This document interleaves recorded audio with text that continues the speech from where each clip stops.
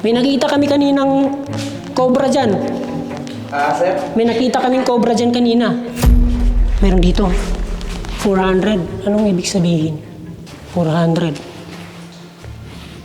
Dito. May numero. 64. So dito, sa likuran lang na itong pader, makikita po natin ang mga bumubulwak na kumukulong tubig. Mula po ito dito sa ilalim ng lupa at yung amoy po niya ay parang nilagang itlog. Mula dito sa bungad, ramdam na po natin ang malamig na ihip ng hangin na nagmumula dito sa kabila. So kung mag-isa ka lang pupunta dito, siguradong maninindig yung balahibo mo dahil nga sa kakaibang ihip ng hangin na mayroon dito sa loob ng tunnel.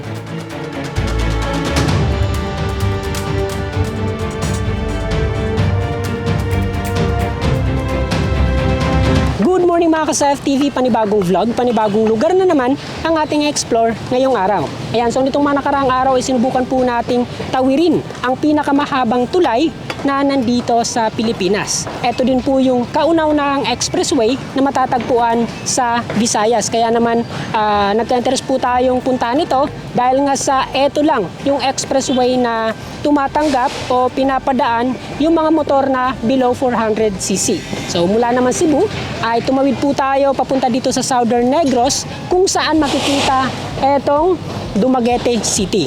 Ito yung capital city ng Negros Oriental, kaya naman makikita po natin dito sa sentro ng lungsod etong kanilang kapitolyo at etong higanting landmark ng probinsya.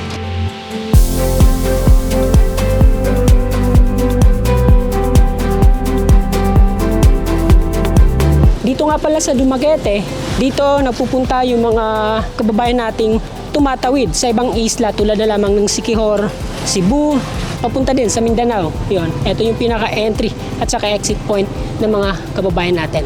Kaya naman hindi po tayo nahirapan na maghanap ng mga matutulugan kasi sobrang dami ng hotel at hindi rin po tayo nahirapang maghanap ng mga kainan kasi bawat kanto merong mga kilalang kainan dito sa sentro ng lungsod.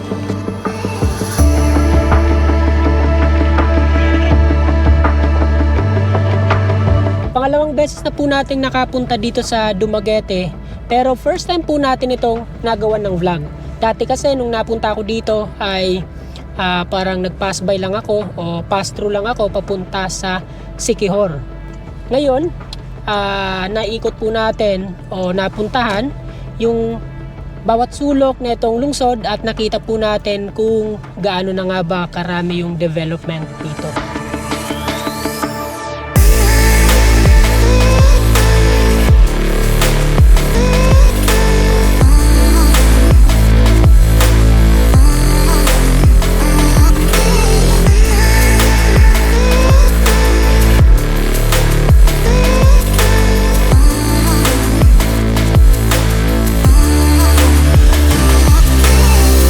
Matapos ang mahigit sa 25 minutes na travel mula doon sa sentro ng Dumaguete City, ay narating na rin po natin etong bahaging ito ng Valencia Negros Oriental. So dito, una po nating pinuntahan etong sulfur vents na popular na hindi lang sa mga taga rito sa Negros Oriental kundi maging yung mga kababayan nating nanggaling pa sa iba't ibang lugar dito sa Pilipinas.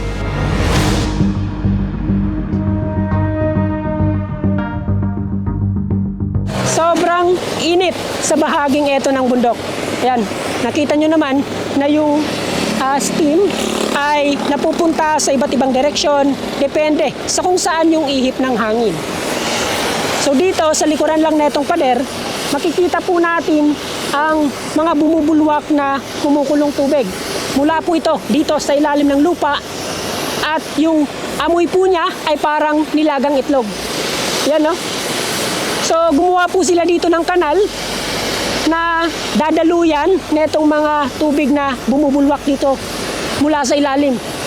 Pakiramdam po natin dito ay para tayong nagsusuob. Dati, Gamay pa na, maliit pa yan. Doon sa kabila. Di ba dito man is ubos, wala pa man eh. Di ba kayo natatakot baka sa susunod dito naman bumuga ng usok? Mayroon pa. Mayroon na Meron dito. Ano dito, yung mga bahay dito, mayroon na. Mayroon ng usok. May mga usok na. Pero ano yung ginagawa nila o anong ginagawa nyo para mapakinabangan yung usok? Di ba mainit yan? Di ba pwedeng maglagay ng Konti pa man. Konti Parang pa. nasanay na lang mga tao dito na yung usok. Habang tumatagal ba, lumalaki yung usok, ganon? Pag umulan. Pag umuulan. Oo, malaki ang usok. Ang laki ang usok kapag umuulan. Kasi maghalo yung init saka yung malamig. Mm-mm.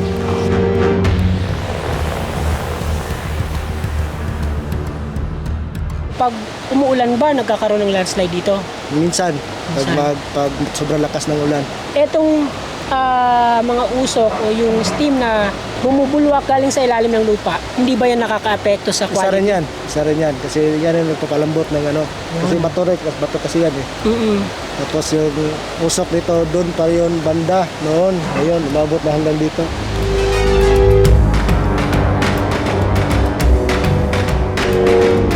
Yung ilan sa inyo magtataka kung paano nga bang ginawa etong proteksyon na itong bundok para hindi mag-landslide. Yan, makikita po natin na gawa po ito sa semento, may mga malalaking bato at tinapalan na itong semento. So dito sa gitna na itong mga bato ay meron po mga labasan ng tubig. Ayan. At yung ilan dito, yun nga, nasira na dahil nga sa init ng lumalabas na usok at tubig. Yun o. So dati daw, nung ginagawa pa lang itong proteksyon ay hindi pa ganito kakapal yung usok na lumalabas dito. So hindi pa ganun kadami yung bukal, kaya nagawa itong ganitong struktura. So sa kalaunan, sa pagdaan ng mga panahon, dito na nalipat yung mga steam na lumalabas mula dito sa ilalim ng lupa. Dati daw kasi ay doon sa kabila ng bundok etong steam at ngayon ay dito na sa bandang to lumalabas yung mainit na tubig at usok.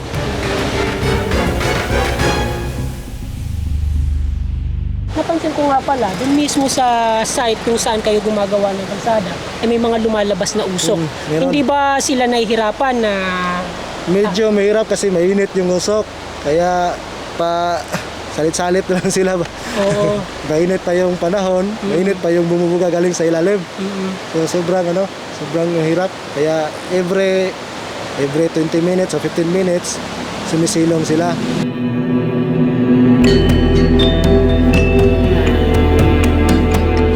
mapapansin po natin dito na yung kulay ng bato, yung kulay ng ilang bato na nandito sa gilid ng bundok ay kulay dilaw. Ito po yung epekto ng sulfur na ibinubuga na itong steam na galing dito sa ilalim ng lupa. Yon. So, etong tubig na bumubulwak dito sa mga bukal ay may halong sulfur at yung sulfur na yon ay yun yung bumabalot sa mga bato kaya nagkukulay dilaw. Tingnan nyo naman, no? Grabe. Sobrang init na nga ng panahon, sobrang dami pa o sobrang init din ng lumalabas na tubig mula dito sa ilalim ng lupa. So dahil nga sa init at sa dami ng usok na lumalabas dito sa bahaging ito ng bundok, kaya nabansagan na rin itong Smoky Mountain ng Visayas.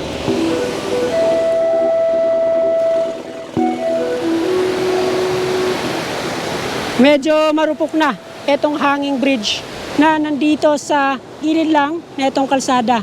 Ilang metro lang mula dito sa sulfur vents ay makikita naman itong hanging bridge na nag-uugnay dito sa isa pang sitio na sakop netong Valencia. So maliban dito sa hanging bridge ay mapapansin po natin yung kulay netong ilog na nandito sa ilalim netong tulay. So makikita po natin dito sa mga bato na kulay pula na, yung ilan ay kulay dilaw dahil po yan sa sulfur na nahalo dito sa tubig na dumadaloy sa ilog.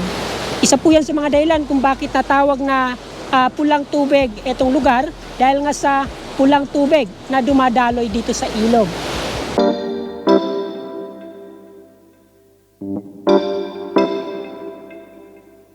Ayan, so makikita po natin dito na umaambon na. Ayon sa mga nakausap natin, mas lumalakas daw yung buga ng usok kung halimbawang nauulanan itong bahaging ito ng bundok.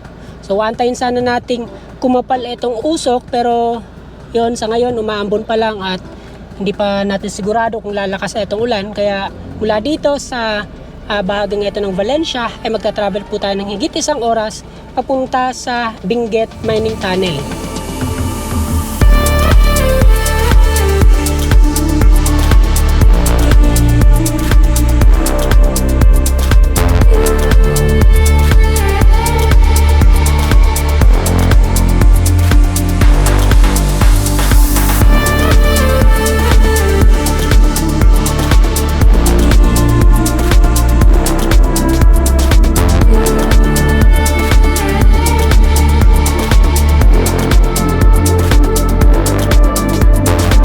Ayan, so makalipas ang mahigit sa 1 oras sa travel mula doon sa sulfur vents ay narating po natin itong bahagi ng kabundukan kung saan mapapansin yung tahimik at wala ng gaanong bahay. Ayon dun sa mga napagtanungan namin ay dire-diretso lang daw itong kalsada hanggang sa marating itong paanan ng kabundukan. So dito, pansin po natin na wala ng gaanong bahay, tahimik na itong kalsada. Tanging makikita na lang po natin dito ay itong mga bangin at matatarik na bahagi ng kalsada.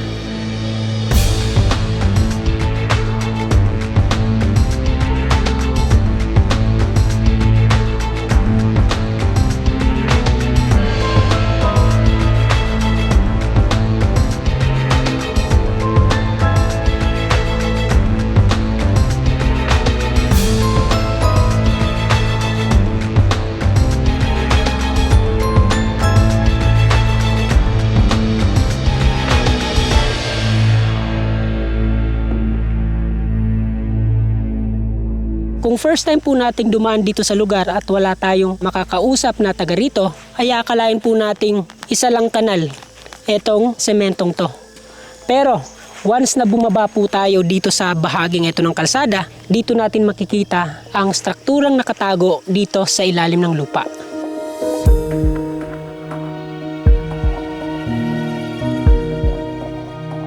Ilang metro pa lang yung nalalakad natin mula dito sa bungad, ramdam na po natin ang malamig na ihip ng hangin na nagmumula dito sa kabila. So kung mag-isa ka lang pupunta dito, siguradong maninindig yung balahibo mo dahil nga sa kakaibang ihip ng hangin na mayroon dito sa loob ng tunnel. Dito pa lang, malapit sa bungad, mapapansin na po natin etong mga bakas ng riles na inilagay dito dati. Etong mga butas na to, dito inilagay yung kahoy na pinatungan ng riles. May nakita kami kaninang cobra dyan. Sir? May nakita kaming cobra dyan kanina. Pero joke lang. So iba po yung pagkakagawa na itong tunnel. Parang mayahalin tulad po natin itong struktura dun sa ginawang tunnel na nandun sa La Union. So dito makikita po natin na smooth at semento yung bumabalot dito sa mga gilid netong tunnel.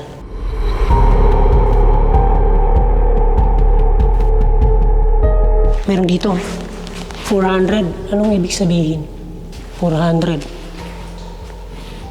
Dito may numero 64. Nagulat ka, no? Nagulat ka.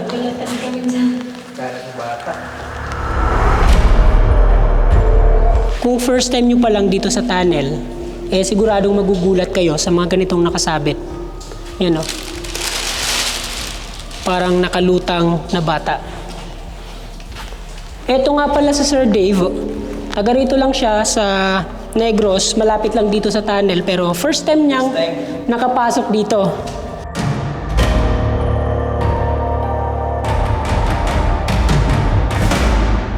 Etong tunnel ay may haba po itong abot sa mahigit 340 meters. So mula doon sa dulo hanggang dito sa kabila ay medyo malayo yung distansya.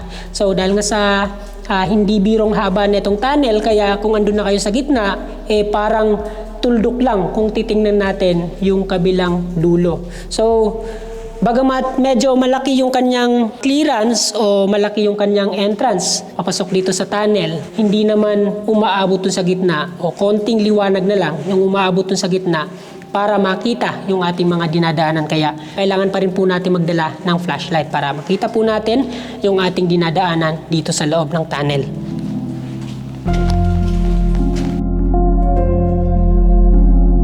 Isa sa mga napansin ko dito sa kabila ay etong nakasulat sa taas. So hindi na po natin mabasa yung ilang detalye, yung ilang letra kasi nga sa katagalan na-deform na o nabura na yung ilang mga nakasulat.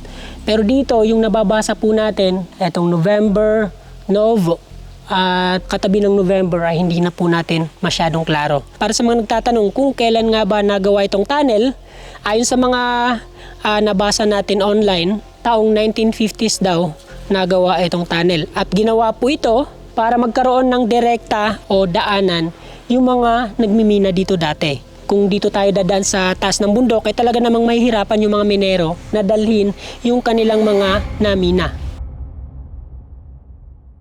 So kung hindi po tayo magtatanong-tanong, kung wala tayong makakasamang residente na taga rito, hindi po natin malalaman na merong tunnel dito sa ilalim nitong bundok.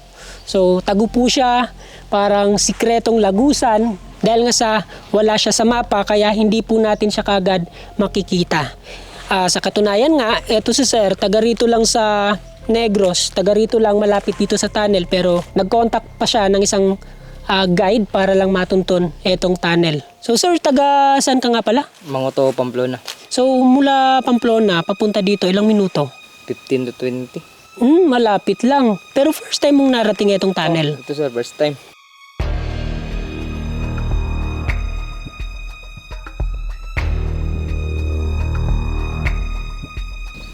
So sa tingin ko, pwede pa itong magamit bilang evacuation site kung saan pwedeng lumikas yung ating mga kababayan na taga rito sa bahaging ito ng Negros. Kung halimbawa may malakas na bagyo, pwedeng maging silungan itong bahaging ito ng bundok. Safe dito sa landslide, maging dun sa kabila kasi nga yung mga kabundukan dito ay hindi ganun kataas.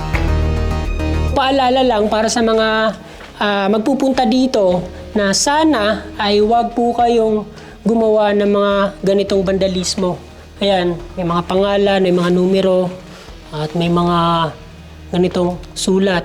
So, iwasan po natin yung ganito para puntahan man to ng iba pang mga bisita ay hindi itong mga ganitong vandalismo yung kanilang makikita o mapapansin.